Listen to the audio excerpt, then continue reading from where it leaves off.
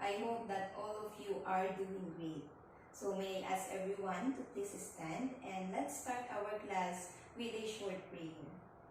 Heavenly Father, thank you for today and for the gift of life. Bless and guide our hearts and our minds as we learn our new lesson today.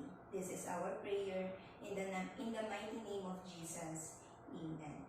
So before you take your seats, I want you to pick up those pieces of paper underneath your chairs and arrange your chairs properly. After that, you may now take your seats. So Diane, as a secretary of this class, is anyone absent today? Very good. It's great to hear that everyone is present today. So class, before we start our lesson, let us first check what you already know about our topic.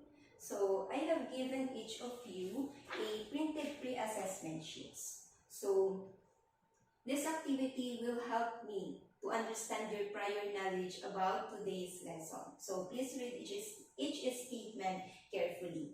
Write true if the statement is correct and false if the statement is incorrect. So do not worry. This activity is not graded. So I will give you 3 minutes to answer this. You may begin now. Time is up. Please put your pens down. And let's now check your answers together. Very good. Your answers show that you already have an idea about our topic for today. So today we will deepen that understanding and apply it creatively. So to begin our lesson, let us have an activity. I will divide the class into 5 groups. Each group will watch a short video clip that I will show on the screen. So while watching, focus on the details and imagine that you are part of the scene. So this is the short video clip.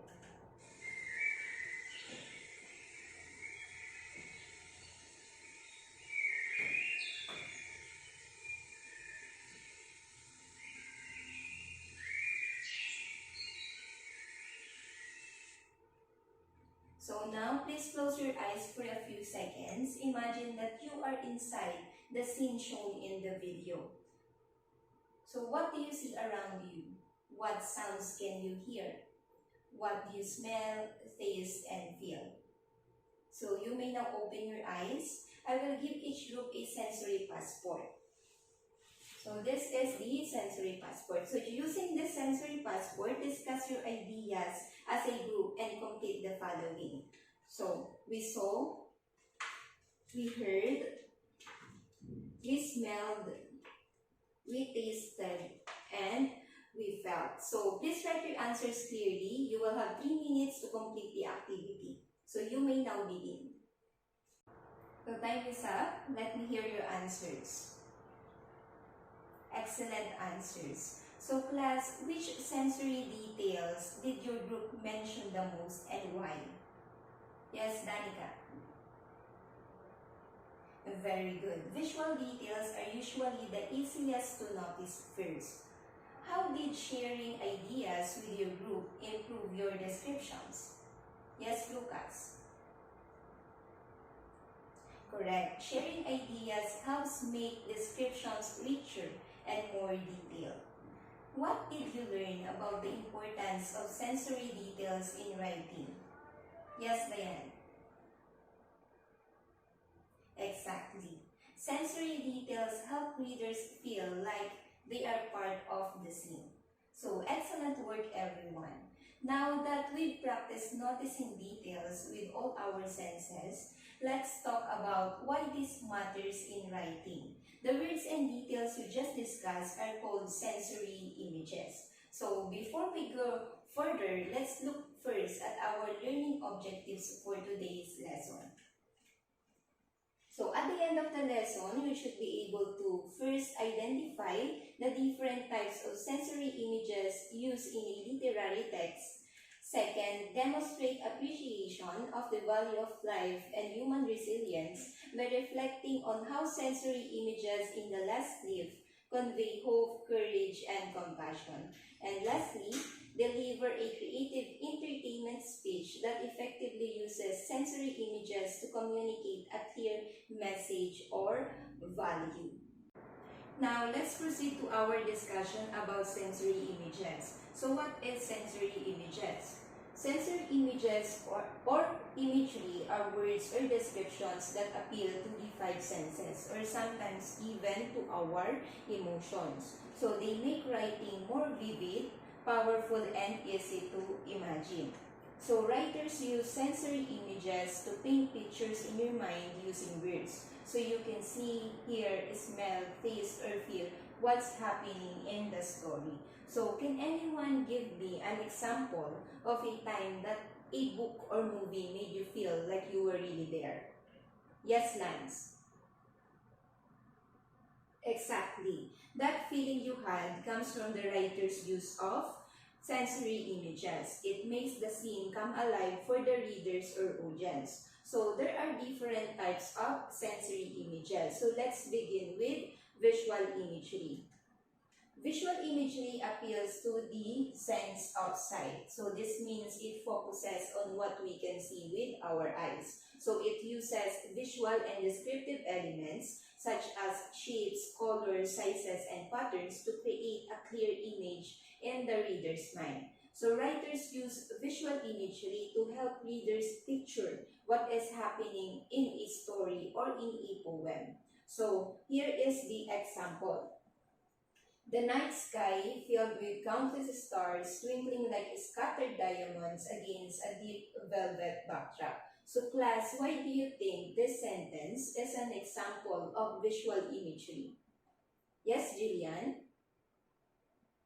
Exactly. This sentence is an example of visual imagery because it appeals to our sense of sight. So words like countless stars twinkling like scattered diamonds and deep velvet backdrop help us imagine exactly how the night sky looks. It paints a clear and beautiful picture in our minds. So that's what visual imagery does. It helps us see the setting through words. So next type is the auditory imagery.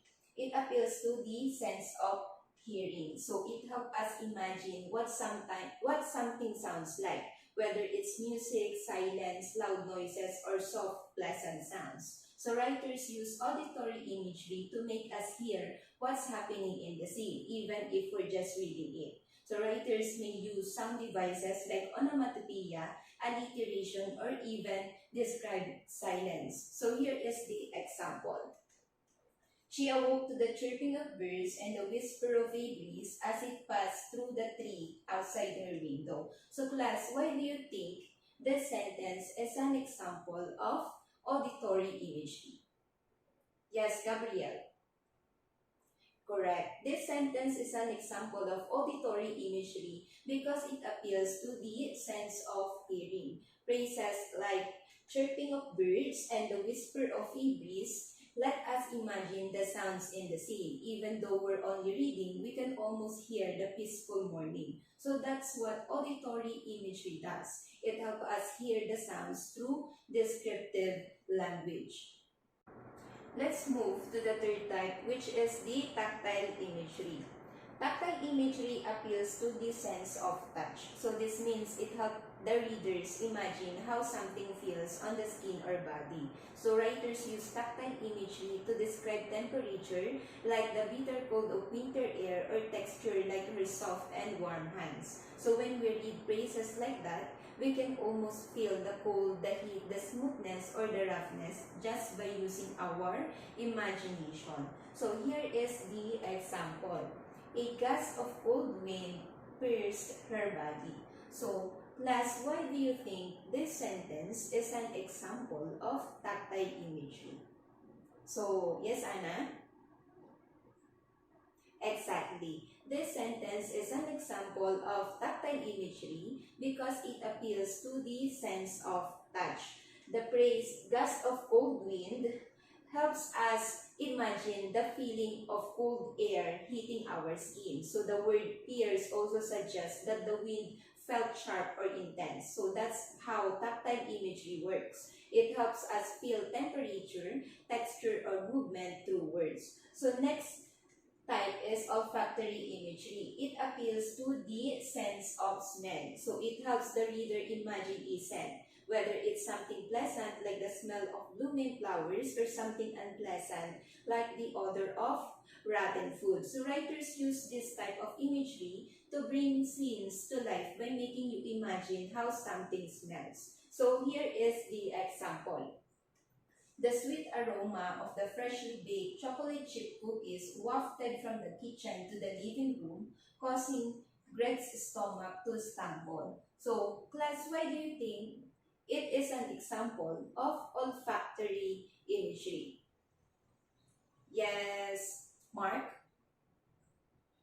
Exactly. This sentence is an example of olfactory imagery because it appeals to our sense of smell. So words like sweet aroma of the freshly baked chocolate chip cookies help us imagine how the kitchen smells. So we can almost smell it just by reading the sentence. So that's the power of olfactory imagery. It makes us feel like we're right there in the scene, breathing in the scent. So the last type is gustatory imagery. So gustatory imagery appeals to the sense of taste. So this kind of imagery helps the readers imagine how something tastes. So whether it's sweet, salty, sour, or spicy. So writers use gustatory imagery when they want the reader to experience the flavors in the scene. So here is the example. The candy melted in her mouth and swirls of bittersweet chocolate and slightly sweet but salty caramel blended together on her tongue. So class, why do you think this sentence is an example of gustatory imagery? Yes, princess. Very good. This sentence is a great example of gustatory imagery because it helps us imagine how the candy tastes. So words like bittersweet chocolate and slightly sweet but salty caramel describe a specific flavor. So the phrase melted in her mouth also help us feel the texture. So that's how gustatory imagery works. It helps us experience flavors through words. So now that we understand sensory images, let us apply what we have learned. So you will work with your same group. So this is your activity, the sensory chart analysis. So each group will receive a copy of the poem, The Sugar Plum Tree by Eugene Field in a sensory chart. So as you read the poem, identify words or lines that appeal to the five senses. So write the exact line from the poem and explain what it helps you imagine or feel. So I will give you 5 minutes to complete this activity. You may now begin. Time is up. Let us hear at least one example from each group. Excellent answers, everyone. So which sensory image help you imagine the sugar plum tree most clearly? Yes, Rika. Correct. Visual and gustatory imagery help make the poem vivid and playful. How do the sensory images work together in the poem? Yes, Karen. Exactly. Using multiple senses makes the poem more engaging. And what feeling does the poem give the reader? Yes, Rose. Very good. The poem creates a magical and comforting mood. So now let us deepen our understanding. So we will have another activity. This activity is entitled The Sensory Reflection. So we will read an excerpt from The Last Leaf by O. Henry. So I will give each of you a copy of the story. So as you read, imagine that you are inside James's room. So identify sensory images and reflect on how they show struggle, hope, and resilience. So for each sense, write one reflective sentence explaining how the sensory detail made the scene feel real to you. So I will give you 5 minutes to complete this activity. So you may start now. Time is up. Let me hear your answers. Excellent answers, everyone. So which sensory detail help you feel Jance's struggle or hope the most? Yes, Grace.